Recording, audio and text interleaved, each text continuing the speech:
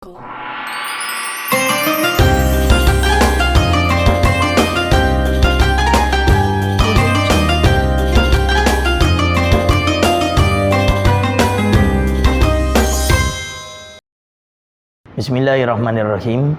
Assalamualaikum warahmatullahi wabarakatuh. Alhamdulillahi rabbil alamin.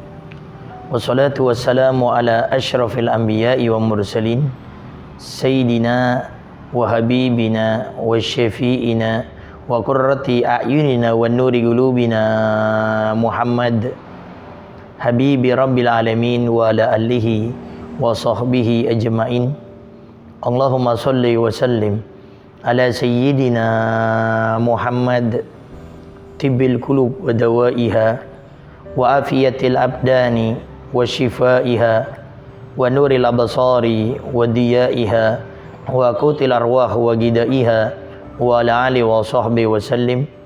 Allahumma ja'al sarirati khairan min alaniyati waj'al alaniyati salihah, amma ba'du.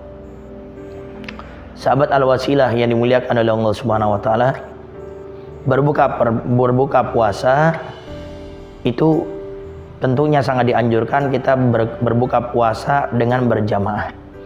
Kenapa? Karena di saat kita berbuka puasa dengan berjamaah, tentu dari perkumpulan itu akan banyak Allah berikan keberkahan kepada kita. Maka kita di bulan Ramadan ini sangat dianjurkan untuk berbuka berjamaah. Di luar bulan Ramadan kita dianjurkan kalau makan untuk berjamaah. Bahkan dalam salah satu hadis Nabi Muhammad SAW pernah mensabdakan, kalau kita makan kemudian banyak tangan maka banyak berkahnya di sana.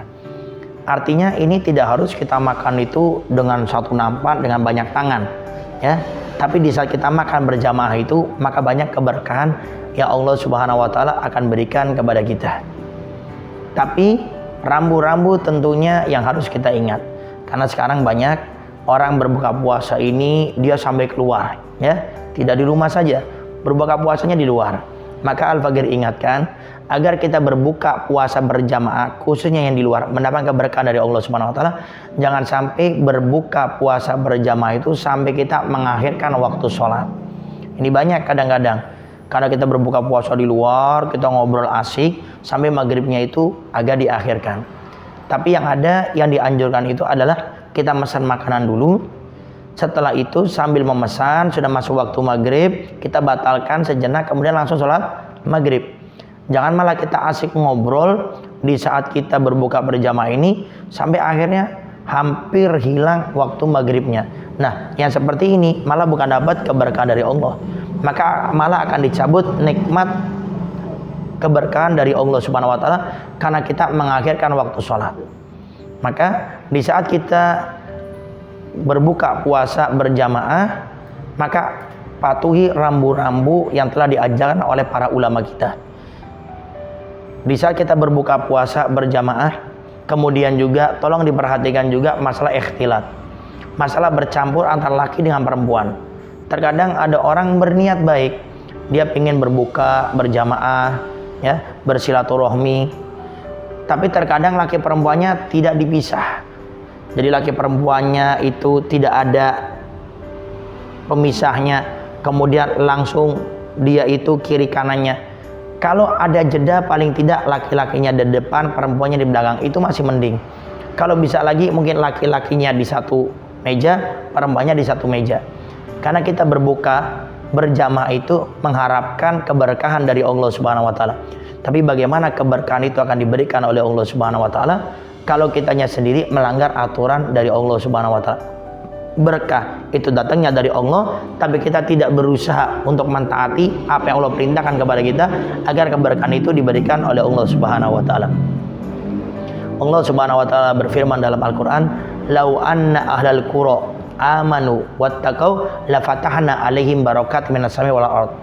Kalau seandainya satu desa atau seseorang hambanya Allah, mereka itu amanu beriman, wattaqau bertakwa kepada Allah, melaksanakan semua perintahnya dan meninggalkan semua larangannya, la fatahna 'alaihim, maka kami Allah akan membukakan bagi mereka apa? Barakati minas sama wal ardh, keberkahan yang ada di langit, keberkahan yang ada di bumi, akan dibuka oleh Allah Subhanahu wa taala. Tapi syaratnya apa? Di samping kita beriman kepada Allah, wattaqau, bertakwa kepada Allah. Apa yang Allah perintahkan kepada kita, kerjakan, keberkahan akan Allah berikan. Apa yang Allah larang kepada kita, tinggalkan, keberkahan akan Allah berikan kepada kita. Maka di saat kita sekali lagi berbuka puasa bersama, keberkahan tentunya akan Allah berikan kepada kita. Karena dengan berjamaah, keberkahan akan Allah berikan. Kemudian kita niat juga menjalin silaturahmi di sana. Dan bersilaturahmi ini, di saat kita makan berjamaah itu sudah dijamin langsung oleh Nabi Muhammad SAW. Barang siapa yang bersilaturahmi akan diluaskan rezekinya, dipanjangkan umurnya. Di sini para ulama mengatakan, dan mungkin kita pernah mendengar keterangan bahwasanya rezeki itu sudah dijamin oleh Allah, kematian sudah dijamin oleh Allah. Dalam kitab hadis Arba'in Nawawiyah di hadis keempat memang dijelaskan bahwasanya di saat kita di kandungan ibu kita 4 bulan itu amalnya seperti apa sudah ditentukan oleh Allah. Kemudian meninggalnya di mana sudah ditentukan oleh Allah. Rezekinya berapa sudah ditentukan oleh Allah. Dan akhir hidupnya husnul khotimah atau su'ul khotimah sudah ditentukan oleh Allah Subhanahu wa taala. Cuma di sini para ulama mengatakan maksud dipanjangkan usianya kemudian diluaskan rezekinya, maksudnya itu ada 2 pendapat. Pertama, ulama mengatakan itu kuasanya Allah. Allah mau memanjangkan, Allah mau memendekkan, Allah mau melebihkan, Allah mau mengurangi, itu kehendaknya Allah Subhanahu wa taala. Kemudian yang kedua, rezekinya tetap, usianya tetap, cuma dikasih berkah oleh Allah Subhanahu wa taala. Berkah itu kata para ulama adalah ziyadatul khair, bertambahnya kebaikan. Mungkin usianya cuma 60 tahun, tapi karena diberi berkah oleh Allah, amal solehnya seperti 600 tahun. Rezekinya mungkin cuma segitu saja, tapi diberi berkah oleh Allah Subhanahu wa taala, cukup untuk segalanya. Nah, maka di saat kita akan berbuka puasa bersama, hadirkan niat untuk menjalin silaturahmi sehingga keberkahan ini akan diberikan oleh Allah Subhanahu wa taala. Kemudian yang kedua, rambu-rambunya dijaga. Jangan sampai ada pelanggaran syariat di saat kita berbuka puasa, baik sholatnya itu diakhirkan atau tidak ada pemisah antara laki dan perempuan, ya. Paling tidak ya sudahlah, laki-lakinya satu meja, kemudian perempuannya satu meja, maka di situ akan ada keberkahan. Tapi kalau mahram tentunya bebas. Kalau mahram ini kalau yang bukan mahram, laki-lakinya bukan mahram bagi perempuan, maka alangkah baiknya dipisah. Karena Anda buka puasa bersama pengen mendapat keberkahan dari Allah, malah jangan sampai keberkahan tidak didapat, malah dosa yang kita dapat. Sahabat Al-Wasilah yang dimuliakan oleh Allah Subhanahu wa taala, itu saja yang bisa Al-Fakir sampaikan. Mudah-mudahan buka puasa kita selalu diberikan keberkahan oleh Allah Subhanahu wa taala dan kita bisa mendapatkan dari buka puasa tersebut nikmat-nikmat yang banyak karena kita menjalin silaturahmi. Assalamualaikum warahmatullahi wabarakatuh.